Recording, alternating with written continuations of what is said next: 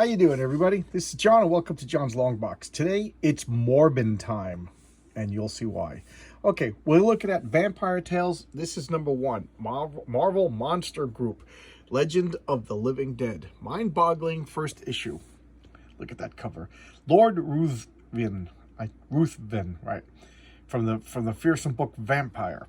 He's actually from the first book about vampires. All right, so I want to talk a little bit about what this is. This is a Marvel magazine. Marvel, Stan Lee, in moments of like brutal honesty, would admit that he was kind of embarrassed by comic books.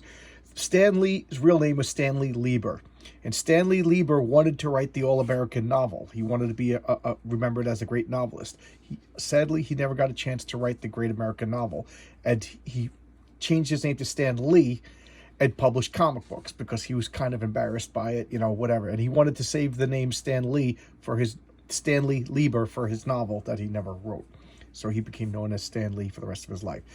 And in the 70s, Stan was always trying new things. So they tried magazines. And if as a kid, I remember there was like cigarette stops and truck stops, stuff like that. Stuff you don't really see too much anymore. Stationery stores. And they would have magazines. And sometimes people call them men's sweat magazines, and they were like semi-porn erotic for men. You see those trashy romance novels that women always read with like the Fabio guy and stuff like that. In these books, the men's sweat, they would have like a girl in a bra and, scandalously clad women and like a muscular Charles Bronson guy with a knife or whatever. And, whatever. They sold those. And then, so Marvel wanted to break into that market. They made Rampaging Hulk. They made Vampire Tales. They made Deadly Hands of Kung Fu's. And they made, I forget, not Tomb of Dracula, but like Dracula Lives or something like that. And this is one of them. And Savage Sword of Conan. That was probably the most successful and most famous of them all. So now that you got a little bit of context, let's check out Vampire Tales.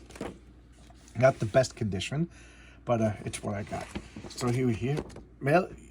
So the ads will be a little bit more adult because it was geared towards adult, but adult meaning grown-ups, not dirty or anything like that.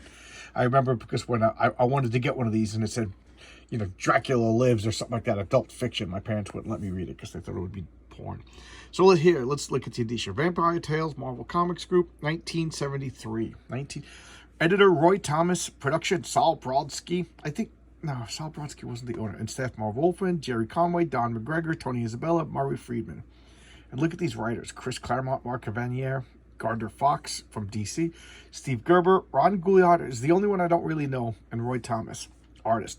Burnett, Bill Everett, Pablo Marcos, Winslow Mortimer. I want to talk about that when we get to it, and Paul Raymond. Okay, so let's check out Morbius. So now it is Morbin time, everybody. That's not Morbius, that's the Nosferatu. They have these little like goofy little introductions featuring famous stills from famous vampire movies. So here we have the prologue. And let's look at the credits of the Morbius. So Morbius. It'll tell us later. Prologue. Oh, it'll tell us at the ring. But look at this art. I like this art. This art's pretty good. So here we have, it was out called watercolors. It's obviously the magazine is black and white. So we have this sexy chick strutting down the street in her micro miniskirt, and it's late, it's dark, and she gets to the parking lot, and lo and behold, it's closed and there's nobody there. So what happens? It's Morbin time. Morbius comes flying out of the sky and feasts on her. Okay, so I'm cutting to the other page. So here we got story by Steve Gerber, who created and wrote Howard the Duck, and I think he also created Man-Thing. And then art by Pablo Marcos. I love Pablo Marcos. So this is why I could never like Morbius. He's a bad guy. I don't care that he didn't mean to be a vampire. I don't care about it. He killed this girl. They had one page of they did a good job of getting us to like this girl. She was a New York party girl going to the big city and whatever. And here she is, she's dead. He's like, my soul cries. So he just murdered a girl. And he feels guilty about it. He feels horrible about it, as he should. But he still murdered a girl, and he's a villain. I don't want to hear about redemption. Like I don't know why I'm thinking of this, but Steve Ditko said, how many times do you need to kill somebody before you murder? The answer is once. Once you kill somebody, you're a murderer. You're a murderer for life. Once you steal once, you're a thief. You're a thief for life. That's objectivism. So I guess I'm leaning towards objectivism in my old age. Michael Morbius, you're a murderer. You need to go to jail. You need to pay your crimes. You could come out and then be a hero, but you're a murderer. Just like Loki in the Avengers movie. I don't. Every time I watch, I watch that Loki TV series, I'm like, oh, this guy killed more New Yorkers than Bin Laden. I don't want to see a cutesy movie, a cutesy TV show with Bin Laden. Oh, look, it's Bin Laden. He's chucked in the time variance and thought, Loki, you're a villain. You're a villain, and I don't like it. Villain. What's wrong with me? So here's Morbius going through his origin, scientific vampire. Why did they do that? Because at the time, in the comic books, you couldn't have the undead. You couldn't have things like that. So they created the living vampire. That was one way to have vampires and circumvent the Comics Code Authority. So here he is. He's just racked with guilt, going over his existential angst, and I don't care. I don't care how torturous you are. I don't care how bad your life is. You are a murderer. So, so screw you, Michael Morbius. I didn't see the movie. Did they make him a good guy? So here he is. He's looking for clothes because he's trying to fit in, and he finds these stinky bum clothes. And now he's just walking down the street, and he finds this hot chick. Okay, and the cop's like, hey, you bum, get out of here, you bum, 23 Skidoo. And the hot chick's like, no, he's with me. And she's like, want to join my cult? He's like, you belong to a Satan cult. I don't know about you, but which Satan cults have like the Red Cross symbol on them? But there you go. So she's a Satan cult. I'm the children of Satan. Come on, join my cult. Literally, that's what she says. Join my cult. And he's like, yeah, hot, sexy chick, He wants to join that cult, right? Don't you? Flesh blood. Morbius may be dead, but he's flesh and blood. So he goes down and he's going to join the cult. And the old hag that they say is going to give him like a tarot reading. And here's the old hag. He's like, oh, you're Madam Lover. My friend was looking for someone. He goes, can you help me locate my friend? He's like, oh, well, whatever. He's taken back. He's like, I thought you were going to be an old lady. He's like, what's the matter? I'm too hot for you? Yeah, look into my crystal ball. And she's doing all these things, and he finds out that the girl he's looking for is dead. He's like, no, that's not true. And he smashes everything because he's a good guy, Just smash everything. And that releases an actual demon. So they're not just trickery. They're actual real Satanists. And he fights the demon, and the battle in the demon. And what happens? He overpowers the demon, and demon spits out fire. He's like, oh no, fire, existential angst. And I don't care because you murdered a girl in the first page of the story. I want the demon to kill you, and then I want the demon to die. That, because you're a bad guy. And they're fighting, and he starts to drink the demon's blood, and the demon doesn't have any blood. He doesn't, and the demon goes up in smoke, and he goes around, and he murders her. Just flat out murders her. I'm going to go kill her. Martine lives, but you must die. Why must she die? Why must she die? She told you the truth, and now she's like, oh my God, what is this? So he goes and he lets this freaky girl says, oh my God, I just watched this guy murder a girl, drink all her blood, and she brings her back to her apartment, and he sleeps on the floor. She's sleeping on the couch, and he kisses her on goodbye, Carolyn. You've been nice to me, and he goes and he sleeps in the street. Why? Because he's a dirty bum, and I don't care about Morbius because he's a murderer. Retire before 50. Okay, retire before 50. Blood is thicker, and I talk about this so much. I'm kind of getting tired of talking about it, but I guess I got to. But they put articles in these magazines so that they qualify as magazines rather than like I forget this, so they could get second-rate mail, so they could mail them out and get cheaper subscription rates. So that's why they put these articles. A lot of times they filled it with like really bad written stories, but this is actually pretty cool.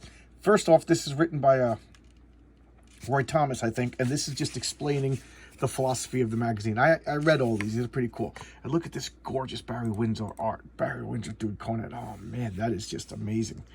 Just amazing. All right, and now we have a goofy-looking still from a movie. Guy's going to grab some booby. And werewolf, to kill a werewolf. And I forget who the artist is on this one, but we'll see when we get. So this jerk kid, he hates dogs. I love dogs, so I don't like this guy. So here he is. Here's a magazine that so far I don't like any of the main characters. So this jerk they don't even tell his name. He hates dogs, and he just goes around and beats up dogs and tortures dogs. Oh, by Bill Everett. Art by Bill Everett. Bill Everett created the Submariner, one of Marvel's original artists.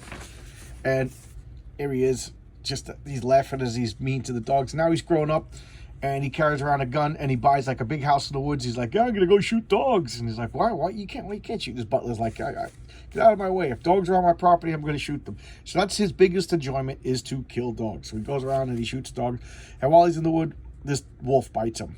And he's like, oh man, look at my hand. It's turning into a werewolf. So the doctor amputates his hand.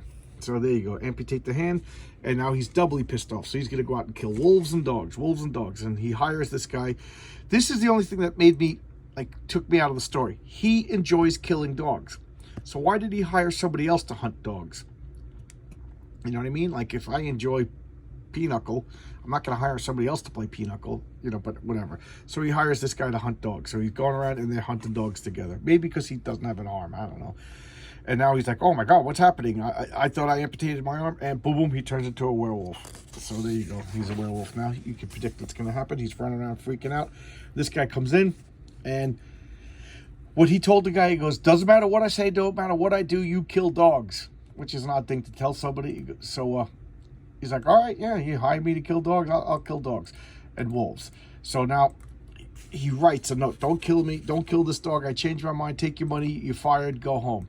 So he's reading the note. He's like, oh, this is a test. He just wants to see if I'll quit. And he opens up the door, and there's a werewolf in there, and he shoots him. Shoots him, and finally kills him, and he turns back into him. Da-da-da-da-da-da. Not the best. The Vampire and His Kith and Kin, an analysis in 5 parts of book by Montague Summers. Article by Chris Claremont.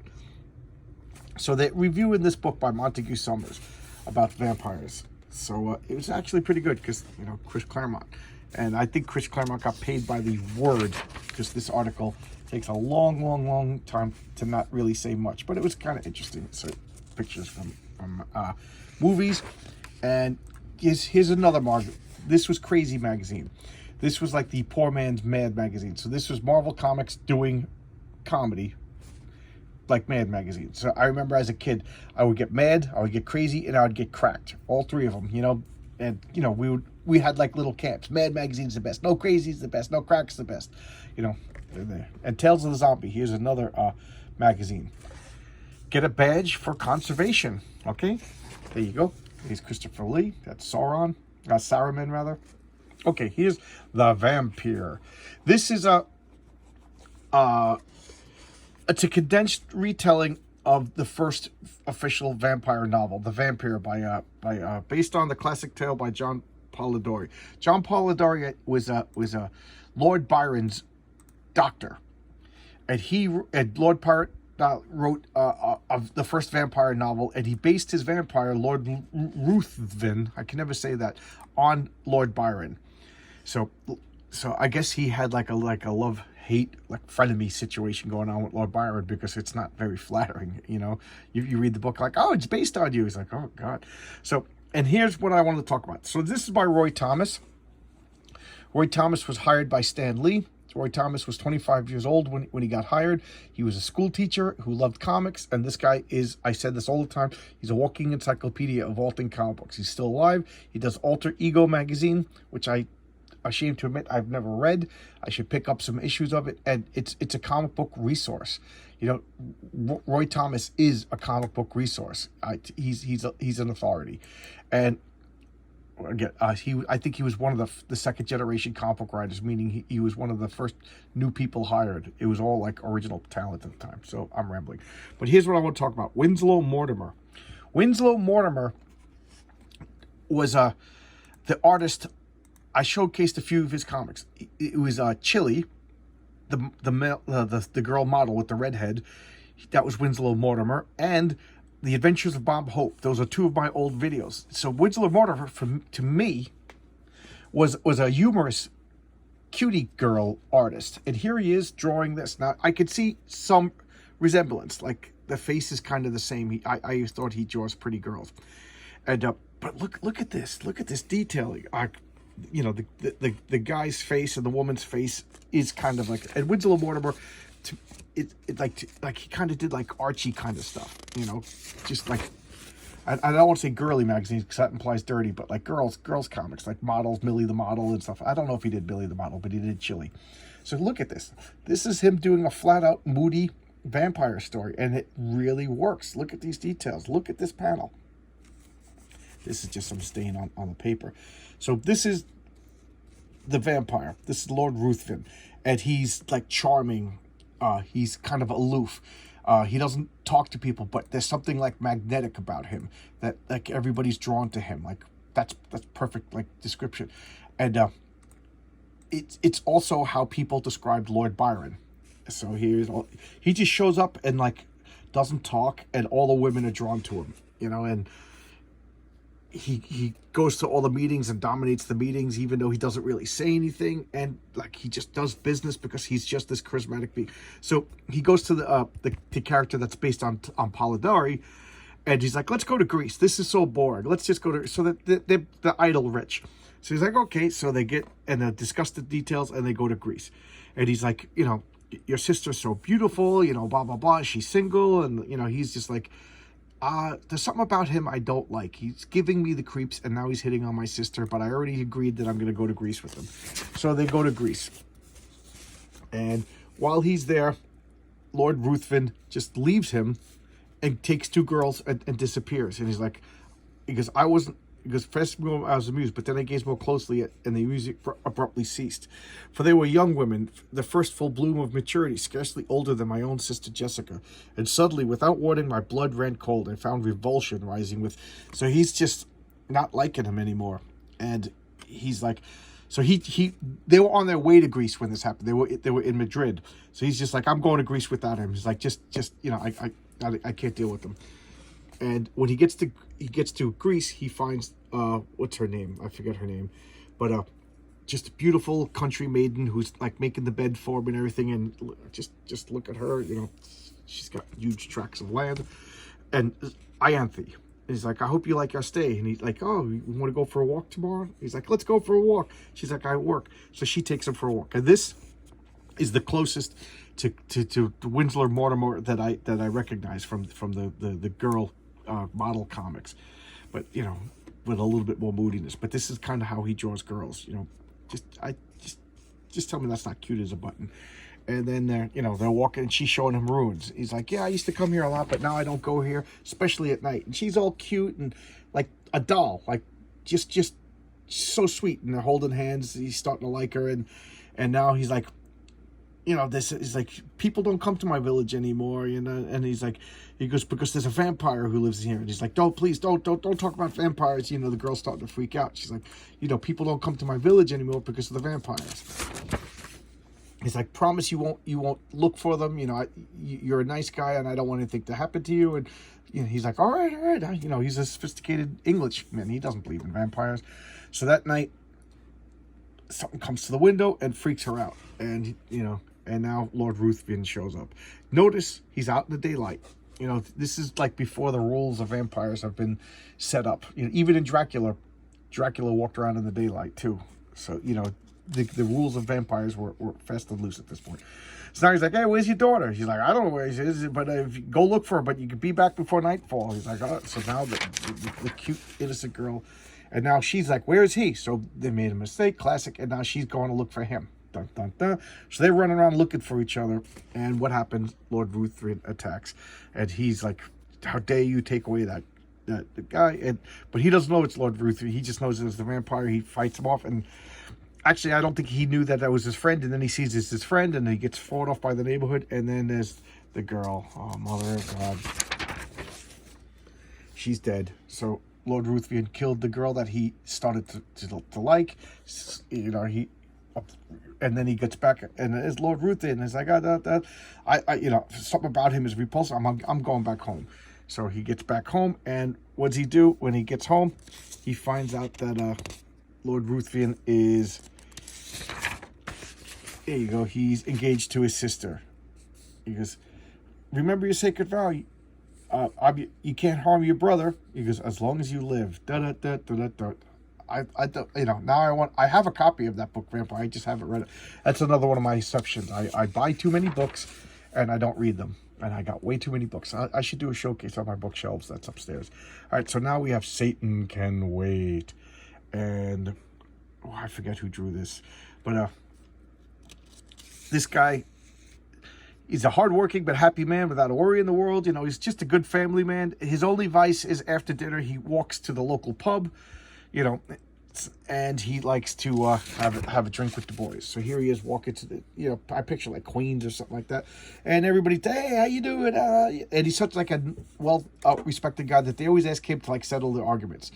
So they're talking about, do you believe in souls and stuff? And he's like, he goes, do you think you could sell your soul to the devil? And he's like, no, you can't sell your soul to the devil. That's just superstition, blah, blah, blah. That's dumb. You can't sell your soul to the devil.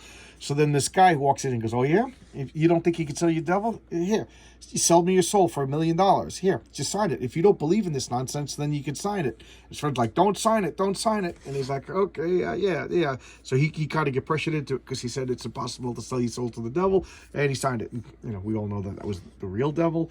And he's like, okay, you know, and then within a couple of months, his father dies, and he didn't know that his father had a lot of hidden money, and he inherits a factory, and now he's worth $1 million.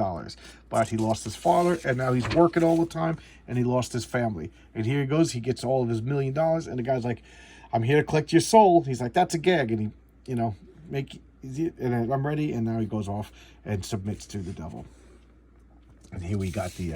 I love this ad, the Charles Atlas ad. I goofed on that a few times. The worst, no kidding, vampire films ever made. This is actually kind of funny. Blood of Dracula. Look at that. The Vampire Goes West. That's, what's his name? Ed Wood. Vampire Goes West. I gotta see it. I still haven't seen it. Here was Ed Wood and Bela Lugosi. Adam Age Vampire. Curse of the Undead. I gotta see these. I've never seen any of these. Dracula Lives is another magazine. Haunt of Horror, another magazine. Monster Madness. I don't think this is Marvel. Oh yeah, it is Marvel. I don't know. Okay. This is Sexy Girl. Oh, and this, I want to show this. I don't think Danny, this is the original owner, Danny Jacques, 3701 Shenandoah Court, Virginia Beach, Virginia. I hope he doesn't live there anymore, because that was 1973. All right. Revenge of the Unliving. Script by Garner Fox. Art by Burnett. I don't know who Burnett is, but Garner Fox was a big deal at DC, and I think he was still working at DC, so this is kind of odd that he's doing a story for Marvel. All right? So Revenge of the Undead. I could see, I could hear. So this woman is a vampire coming out of the grave. Okay? And what happened was... She's walking down the street. She's all sexy, but she's got like smelly death robes on, and she's talking about what happened. What happened? She was in love with this guy, and they were gonna get married. And he's like, I'm gonna marry somebody else. I don't love you. And she's like, you can't get rid of me. I'm a vampire. Dun, dun, dun. What? So she was gonna vamp him up and turn him into her undead lover forever, but he, rejected her. So he was just like a, what's the word? I don't know, a playboy or something like that. So he overpowers her and ties her up and throws her into a coffin, and it takes like 100 years or so for the ropes to weaken so that she can actually break out.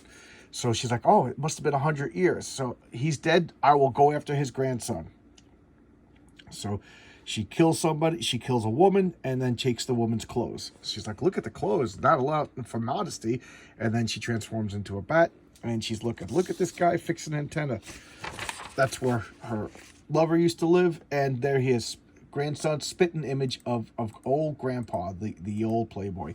So she zips down and she's gonna attack him, and they're fighting, they're struggling. Remember, she's not too strong because vampires always have like vampire strength, but she doesn't have it apparently. Otherwise she wouldn't have gotten overpowered by Pop, and they're fighting, and then the grandfather said, now that you're a vampire, I will, always.